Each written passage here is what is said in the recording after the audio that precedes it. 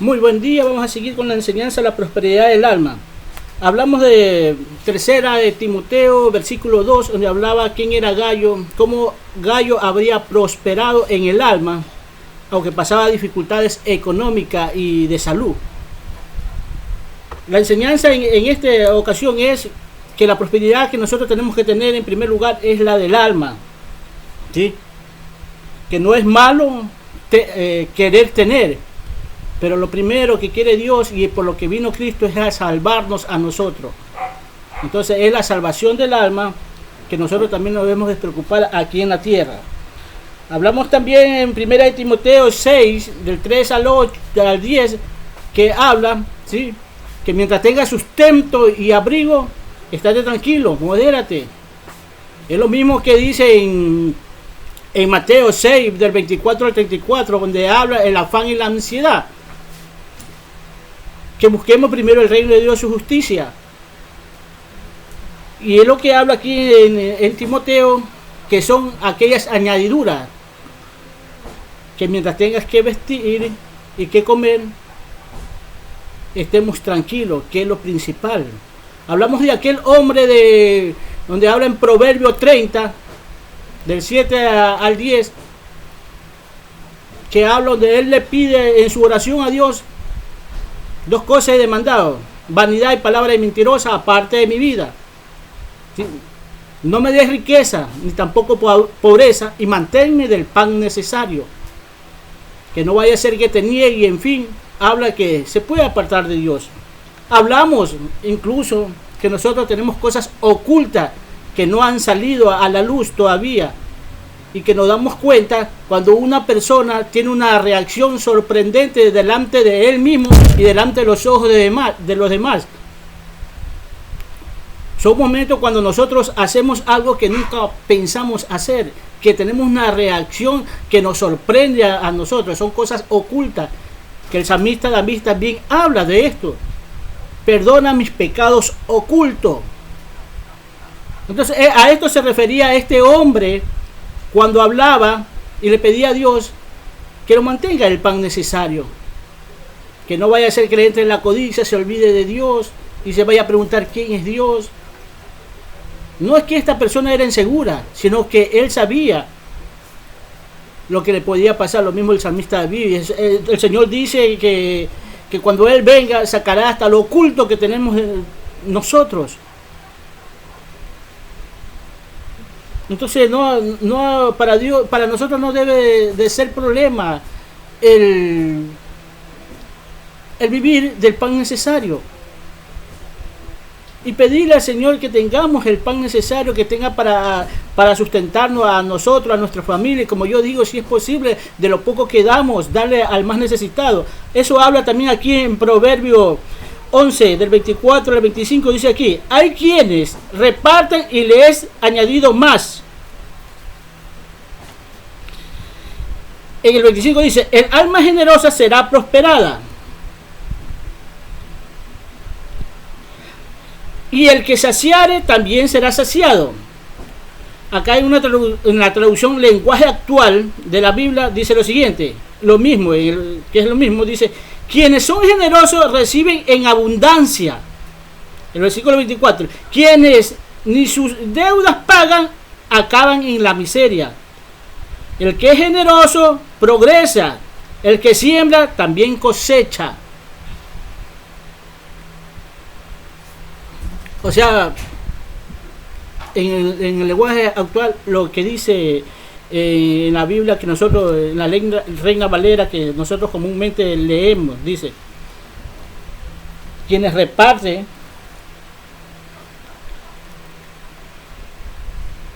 o sea, la riqueza de verdad que nosotros debemos de tener aquí, habla como, porque de eso yo le hablo de la riqueza del alma que tenemos que tener nosotros, de enriquecer nuestras almas.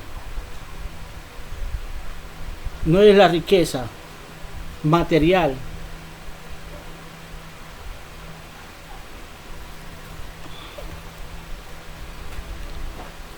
Y toda esta riqueza depende de nuestra generosidad con lo cual le damos a los otros.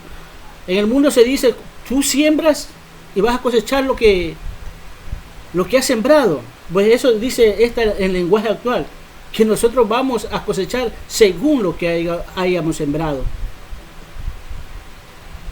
Entonces esa alma es la que va a prosperar aquí en la tierra. Habla de la prosperidad del alma, en la cual el apóstol Juan le hablaba a su discípulo Gallo. Yo quiero que tú seas prosperado en todas las cosas.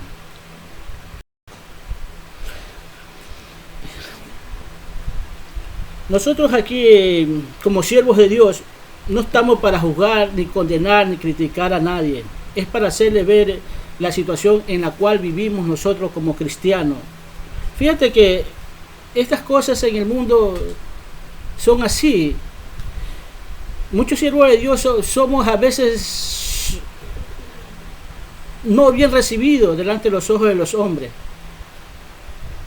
Muchas veces nosotros hablamos de las personas homofóbicas, ¿sí? Así en el mundo mucha gente se vuelve homofóbica ante los siervos de Dios, que no los pueden ver, que no quieren que estén cerca de ellos, no quieren escucharlos hablar. Pero nosotros hacemos con las intenciones de hacerle ver en la situación que nos encontramos delante de Dios. No es por criticarlo. Fíjate que hay en el mundo hay humoristas que se te burlan, se te ríen como padre, como hijo, como amigo, como así hablando un poquito vulgares, como esposo te hacen ver como cachudo, y tú te ríes de eso. Y no le están dando solución a tu vida, sino que se te están burlando, se te están riendo. Pero aquel siervo de Dios que te está hablando, te está diciendo a ver la situación, cómo te encuentras tú delante de Dios, tú a ese no lo quieres ni ver. Porque dices, muchas veces somos recibidos y dicen, es que yo no voy a cambiar de religión, es que nosotros no queremos cambiarte de religión. Porque cambiarte de religión es como cambiar a un muerto de cementerio. Si es muerto. Nosotros queremos darte palabra de vida eterna. De que tu mente se abra a los principios y valores de Dios.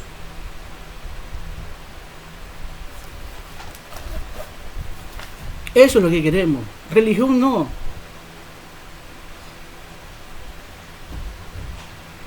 Te queremos presentar a un Dios limpio, transparente.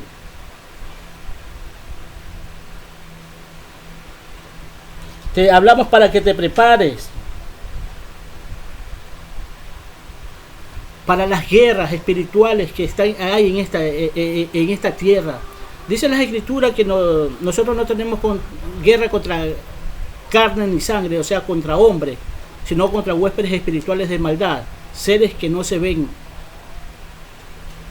Y para eso es que te hablamos a ti. Y muchas veces esta enseñanza no es solamente para el mundo, sino para el hombre que se hace llamar siervos de Dios, que parecen muchos de ellos que no han entendido los principios y valores de Dios, porque caminan hombres que no tienen conocimientos de Dios y estando congregándose todos los días. Para ellos también es la enseñanza, para todos. Alguien me dijo una vez, no, eso es para la iglesia, perdón, pero si Cristo murió para el mundo y escogió a esta tierra, a este planeta, para que su palabra sea predicada y dada. El hecho de que haya tantas religiones por la mala interpretación de las Escrituras, e incluso de la conveniencia de muchos hombres que han hecho un negociado del Evangelio, de enriquecerse ilícitamente. Hablan de la piedad y a través de la piedad se han enriquecido. Dios no está en contra de las personas ricas, porque dice las Escrituras que difícilmente entrará un rico al reino de los cielos. Dice que es difícil, pero no imposible, porque hay cavidad para todo. Pero lo que sí nos da a entender las Escrituras es que la riqueza, cuando las tenemos en las manos, nos ciegan.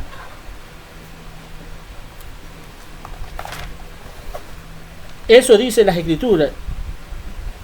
Y nosotros tenemos que estar en una guerra constante, despiertos. Como siervos de Dios tenemos que estar despiertos. Porque esta carne en la que vivimos siempre va a querer mantenerse en vivir conforme a este mundo. en esta vida, como cristianos, nosotros tenemos como enemigo al diablo, al mundo y a la carne. Y el principal enemigo de todos ellos, de estos tres, somos nosotros mismos, o sea, la carne, este cuerpo, este ser que está aquí. Porque nosotros somos los que decidimos si le damos cabida o no al pecado. Porque una vez que nosotros estamos aquí y la carne está pidiendo, ¿sí?, que le den la libertad de actuar, pero nosotros no se la damos, entonces es ahí donde Dios nos va a fortalecer.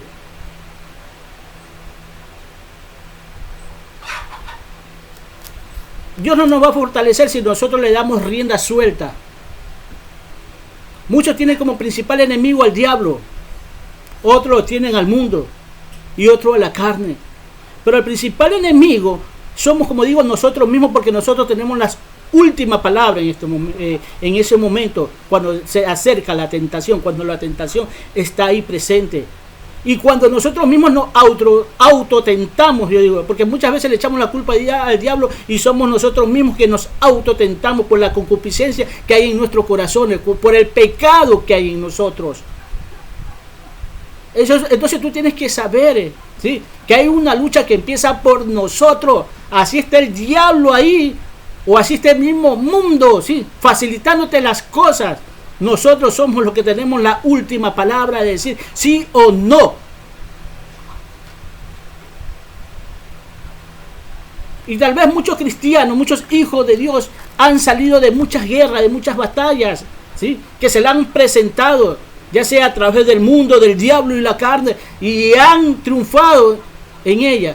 Pues yo quiero que sepa una cosa, que aquí nuestras vidas como cristianos en la guerra es todos los días y a cada rato, porque nosotros podemos ganar una batalla, pero la guerra continúa.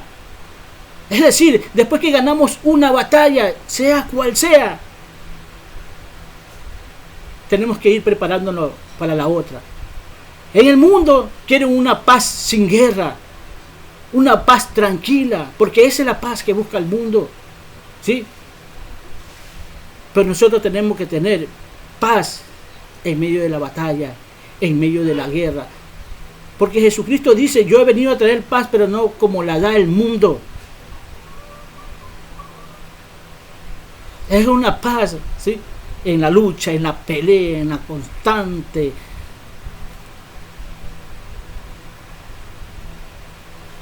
Por querer agradar a Dios o querer complacer a Dios.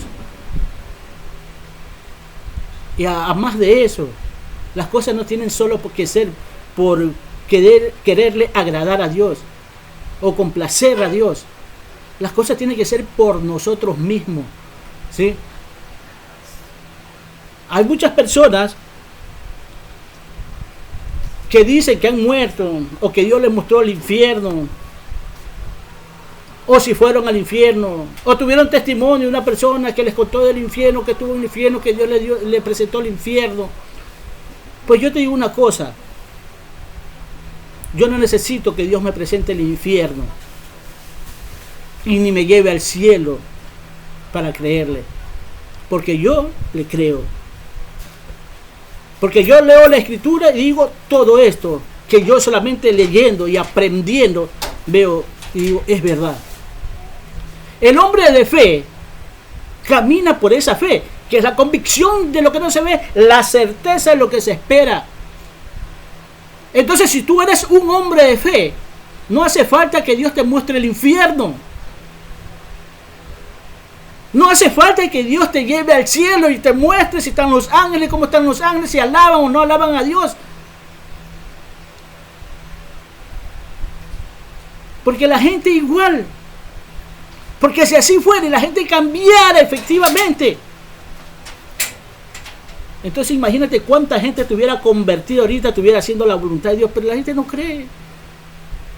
Yo me acuerdo en los inicios del Evangelio, yo le contaba a la gente de hombres que dan testimonio y yo no creo. Yo no creo eso. ¿Por qué? Porque este es por fe. Cuando estaba Lázaro y el rico le decía a Abraham: Padre Abraham, déjame ir allá a hablarle, tengo 5 hermanos.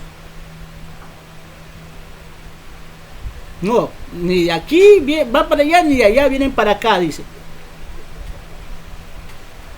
Y aunque los muertos resuciten, ellos no van a creer. Fíjate. ¿Acaso creen así fácilmente la gente en la resurrección de Cristo? Para muchos incluso las cosas en Dios le parece un mito nomás. Porque no creen. Hay algo sorprendente dentro de la Biblia en Cristo cuando Él muere.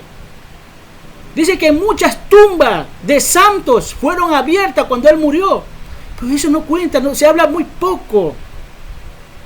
Fíjate en la resurrección, cuando leas la Escritura, date cuenta. Dice que muchos resucitaron después de la muerte de Cristo. Y ese punto casi, o sea que es más que Lázaro. O que el hijo de la viuda de Naín cuando lo hizo resucitar Cristo. O sea, resucitaron mucha gente cuando Él muere en la cruz. Y es sorprendente que la gente casi no hable de eso. Por eso te digo, esta es cuestión de fe, la convicción de lo que no se ve, la certeza de lo que se espera.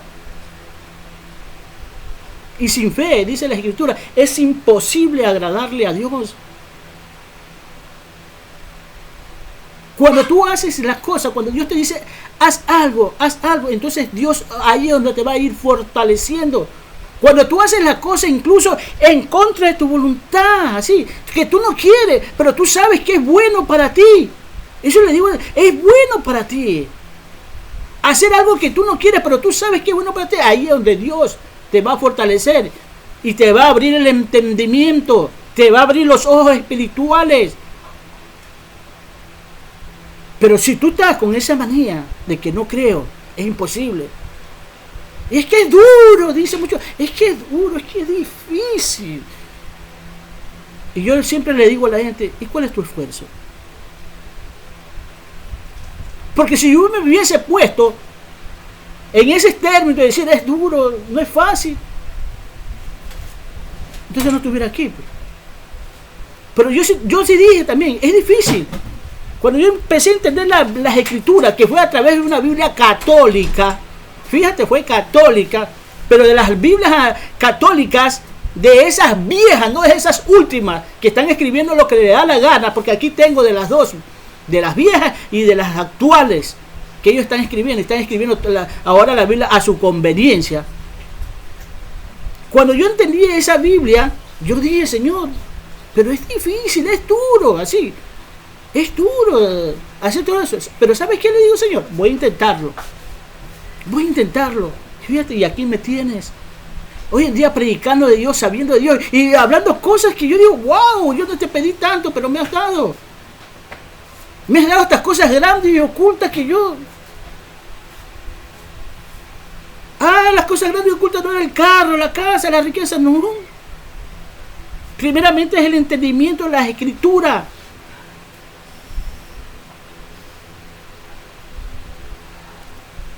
De saber descifrar esto.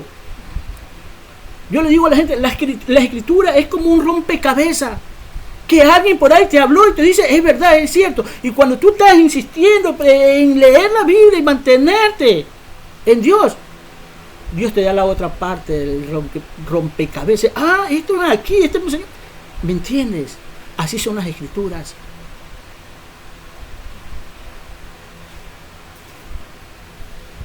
¿Y cómo hacer esto? Hay una guerra. Un soldado también tiene que alimentarse.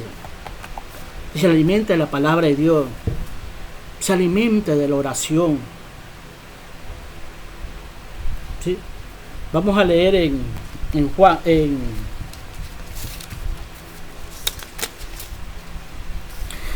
Mateo.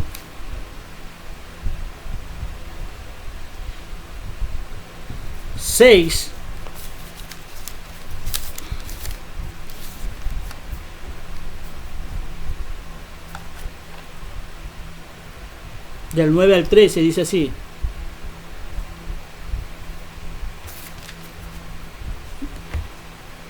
Vosotros pues oráis así: Padre nuestro que estás en los cielos, santificado sea tu nombre, venga tu reino, hágase tu voluntad como en el cielo, así también en la tierra. El pan nuestro de cada día, dánoslo hoy, y perdona nuestras deudas, como también nosotros perdonamos a nuestros deudores. Y no nos metas en tentación, mas líbranos del mal, porque tuyo es el reino, el poder y la gloria, por todos los siglos. Amén. Ahora bien, este es el Padre nuestro. Pero el Padre nuestro no es una repetición así como muchos las hacen. Es como un desglose de esta palabra, de hablar de cada uno de los versículos que nombra aquí en el Padre nuestro. Por ejemplo, dice: Padre nuestro que estás en el cielo. Entonces decir: Señor, tú que estás en los cielos, que eres grande, ¿sí?, que eres inalcanzable, pero que tú te fijas en nosotros estando allá. Por ejemplo, es así. No es una repetición así como la hacemos nosotros o como la hace el mundo. No es así. Danos hoy ese pan, sí, que ese pan no nos falte, y enséñanos a ganar ese pan de cada día, sin hacernos daño a nosotros, ni hacerle daño a nadie, y compartirlos con los necesitados. Es como un desglose, no es una repetición del Padre nuestro cada vez y cuando, y otra vez el Padre nuestro. Muchas veces cuando es la oración que Él quiere que lo reconozca primeramente como Padre. Tú eres mi Padre, tú sabes cómo es un Padre aquí en la tierra, ¿sí? Como un padre ama a sus hijos y quiere lo mejor para sus hijos. Hacerle ver así: Padre, yo necesito esto y esto. Y esto de acá, yo lo necesito, Padre lindo. Ayúdame, dámelo. ¿Sabes que muchas veces yo me he sentido mal? Y cuando me he ido a la oración en la madrugada, es como un aliciente. Es como que tú te sacas una carga de encima. Las oraciones son para eso. Por eso en las oraciones donde tú vas a descansar en el Señor. Pero tú tienes que saber orar. Tienes que saber orar. Esta oración te la pone para que tú aprendas a orar y sepas acercarte al Padre. Para eso es la oración. Vamos a ver unas oraciones de en Lucas. En Lucas, en el 18, donde dice la parábola de la viuda y el juez. Dice así. Vamos del 18 al capítulo 18, versículo 1 al 8, dice así: También les refirió Jesús una parábola sobre la necesidad de orar siempre y no desmayar. Mucha gente no ora, no le gusta la oración. Diciendo: había un hombre en la ciudad, un juez, que ni temía a Dios ni respetaba a hombre. Y había también en aquella ciudad una viuda, la cual venía a él diciendo: hazme justicia de mi adversario. Y él no quiso por algún tiempo, pero después de esto dijo dentro de sí: aunque no temo a Dios ni tengo respeto a hombre, sin embargo, porque esta viuda me es molesta, le haré justicia, no sea que viniendo de continuo me agote la paciencia. Y dijo el Señor: oí lo que dijo el juez injusto. ¿Acaso Dios no hará justicia a sus escogidos que claman a Él día y noche? ¿Se tardará en responderle? Os digo que pronto les hará justicia, pero cuando venga el Hijo del Hombre, hallará fe en la tierra. Él insiste en que oremos continuamente para poder enfrentar los acontecimientos, para tener fuerza en este mundo, para que la carne, ¿sí?, sea fortalecida, o sea, en el sentido de no darle cavidad, y que en este cuerpo le sirvamos a Dios completamente. Que insistamos que Dios no se va a tardar. Hay otra también que dice acá, del 9 al 14, dice, parábola del fariseo y publicano, aquí mismo en el 18, del 9 al 14. A unos que confiaban en sí mismos como justos y menospreciaban a los otros, dijo también esta parábola. dos hombres subieron al templo a orar. Uno era fariseo y el otro era publicano. El fariseo, puesto en pie, oraba consigo mismo de esta manera: Dios, te doy gracias porque no soy como los otros hombres, ladrones, injustos, adúlteros, ni aún como este publicano. Ayuno 2 veces a la semana, doy diezmo de todo lo que gano. Mas al publicano, estando lejos, no quería ni aún alzar los ojos al cielo, sino que golpeaba el pecho diciendo: Dios, sé propicio a mi pecador. Os digo que este descendió a su casa justificado antes que el otro, porque cualquiera que se enaltece será humillado, y el que se humilla será enaltecido. Es decir, tienes que saber orar. Esto no es cuestión de creernos. Nosotros, no, si yo soy una buena persona, Señor, no. Delante de Dios humillarte. Delante de Dios reconocer lo que tienes. Nosotros no somos grandes delante de los ojos de Dios. Este hombre se creía grande, este fariseo. O como decimos acá, se creía la divina pomada. Dice que por la humillación de este recaudador de impuestos, él salió justificado de ahí, porque reconocía lo que él era delante de él. Y eso nos toca a nosotros. No importa la justicia que nosotros hagamos en el mundo. Tú tienes que reconocer una cosa, que Él se da cuenta. Cuando tú ores, dice la Escritura, métete a tu cuarto, te enciérrate en el oculto, ¿sí? Y pídele lo que sea a tu Padre en oculto, y Él te recompensará a la luz, a los ojos de los demás, mañana más tarde. Eso es lo que te está diciendo. Nosotros no nos tenemos que enaltecer delante de Dios, y tampoco delante de los hombres, ¿sí? Porque no es por nada, pero a veces, hay muchas veces que a muchos siervos de Dios les ha tocado humillar a gente que se cree, y humildemente, hablándole: ¿sabes qué? Tú estás equivocado.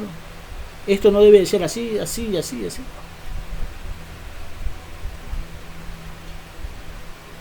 Es, por ejemplo, yo te pongo una cosa. La religión católica tiene como madre a María. Y yo, cuando me inicié en el Evangelio, empecé a conocer de Cristo, alguien hablaba de María. Y a María la tenía por los suelos, a la pobre María.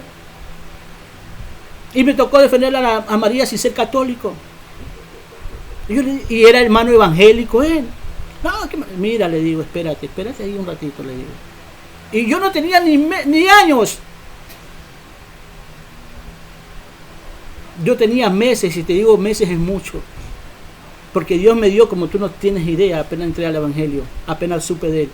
Yo le dije: María es una sierva de Dios, y ella está descansando en paz. Ella aquí en la tierra no sabe lo que los hombres están haciendo por él, por ella, cómo nos están idolatrando. ¿Me entiendes? Así que no te metas en problemas tú con ellos.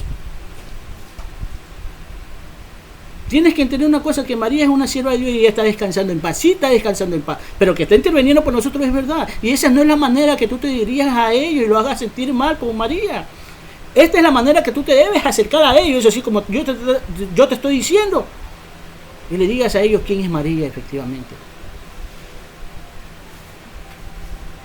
Y él se sintió mal. Sí, pero no fue mi intención. Lamentablemente era hasta cristiano. Ah, ya, me dicen. Tienes razón. Yo no le pedí muchas cosas a Dios, y desde que tuve 1 mes, 2 meses, yo hablaba como cristiano que tenía años en el Evangelio. Porque las cosas en el Evangelio no es cuántos años tú tienes en él. No es así. Porque puede venir mañana más tarde, tú puedes tener 30 años en el Evangelio, pero puede venir una persona que tenga 2, 4, 5 meses, 1 año, y sea más que ti. ¿Sabes por qué? Por la entrega que te hace. Es la entrega donde Dios te va a revelar palabra, te va a dar las cosas grandes y ocultas de Él. No es por la cantidad de años, porque si tú vives siempre en la carne, satisfaciendo la carne, satisfaciendo al mundo, dándole la cabida al diablo, entonces ¿cómo vas a tener revelaciones de Dios?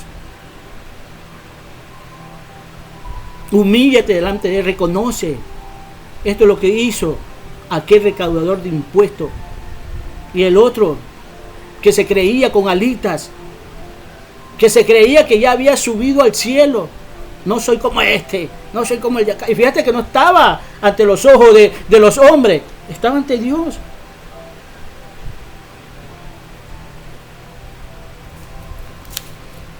Estaba ante Dios. Hay otra cosa también en las oraciones. Yo estoy hablando de oración para que nuestra alma sea fortalecida, ¿sí? Y en cómo nosotros debemos insistir. Fíjate, vamos a hablar aquí en Mateo 24, 26, 44. Vamos a ver la oración de Jesús en el huerto de Getsemaní. Y dice así: y dejándolo se fue de nuevo y oró por tercera vez diciendo las mismas palabras. Y tú te dirás, bueno, ¿y qué tiene que hacer eso? Porque muchas veces nos han enseñado que a los cristianos que las cosas no se repiten, que son allá, esa religión es que repite. Pues Jesús dice que repitió 3 veces lo mismo, estaba en el huerto de Getsemaní. Padre, aparta de mí esta copa, que no se haga mi voluntad sino la tuya. Que no me dejes llevar. Que mi carne no tenga miedo.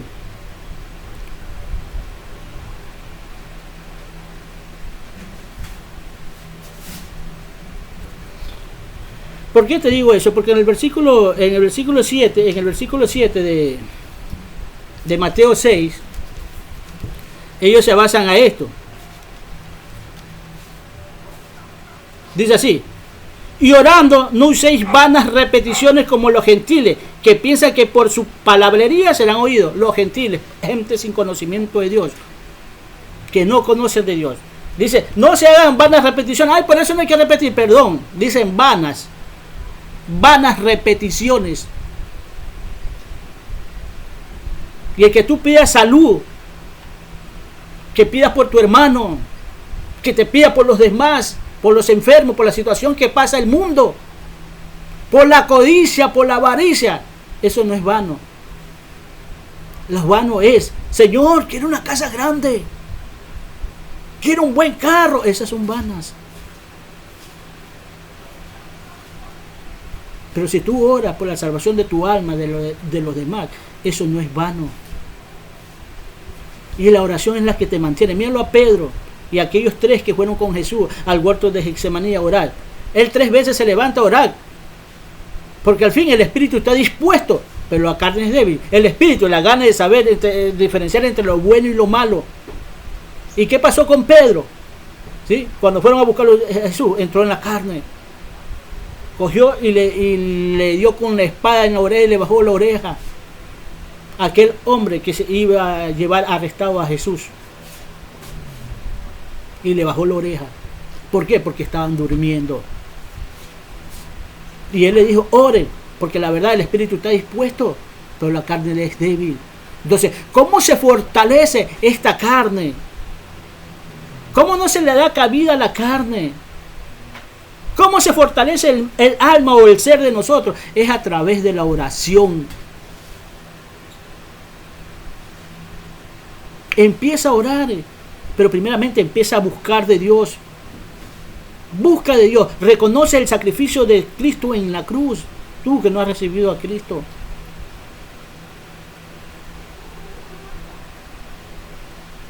Empieza a caminar como un cristiano verdadero por hecho, no de nombre. Que seas un hijo de Dios, porque lo demuestras aquí en la tierra. No por los muchos milagros que haces, porque vives una vida recta delante de los ojos de Dios y delante de los hombres. Así camina como un hijo de Dios. Entonces, fíjate lo que quiere Dios. Es que no hagas vana la cruz de Cristo. Porque es verdad, Tú te dirás, muchos cristianos caminan así. Fíjate, los ojos, vamos a hablar de esto después. Pero los ojos, donde tú tienes que poner tus ojos, es en Cristo Jesús. No en los que hablan de Él. ¿Entiendes? Tú tienes que ver cómo camina Cristo aquí en la tierra. Algún día te vamos a hablar de eso también. Porque hay bastante que hablar, ¿sabes? Hay mucho que hablar de Dios.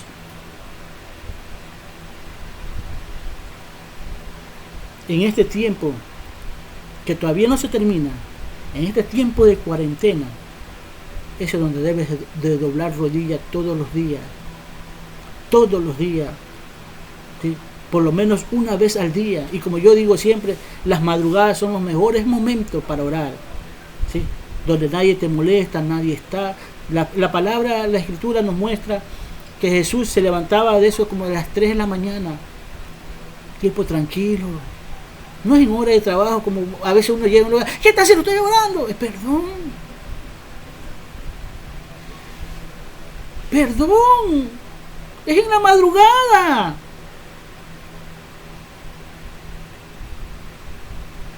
Jesús cuando bajaba de orar, ¿sí? Venía tan fortalecido que hasta los demonios se molestaban cuando veían que Él pasaba por ahí. ¿Me entiendes? Es en la madrugada. Él no iba a orar. Después de haber visto al demonio, voy a orar para sacar ese demonio. No. Él venía orando en sus madrugadas. ¿Por qué te digo esto? Porque hay gente que coge hora de trabajo, hora de que ya la gente está en su caminar diario. Y estás tocando una puerta.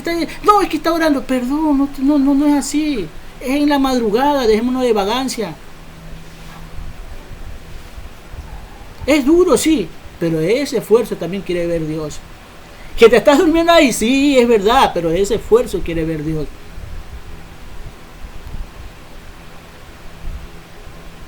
Es en la madrugada, donde nadie te molesta, donde tal vez no escuches ni al gato ni al ratón por ahí haciendo bulla. Y te digo porque eso pasa, sinceramente eso pasa en el diario vivir de nosotros. Tú tienes que pasar por eso. Amén. Entonces, en conclusión, no te dejes llevar por los acontecimientos de este mundo. Que lo que está pasando te lleve a buscar de Dios. No estés esperando que pase esto para volver a ser el mismo de antes. Te estoy diciendo que una de las oraciones es tu fuente de alimento, así como es la palabra. Es tu fuente de fortaleza, así es como es la palabra. ¿Sí?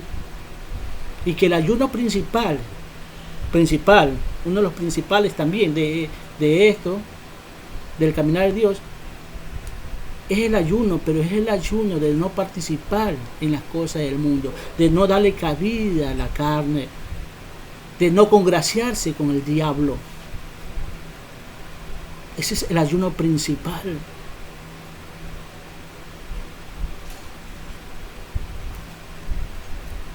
Terminé más o menos esto, porque hay mucho más que decir.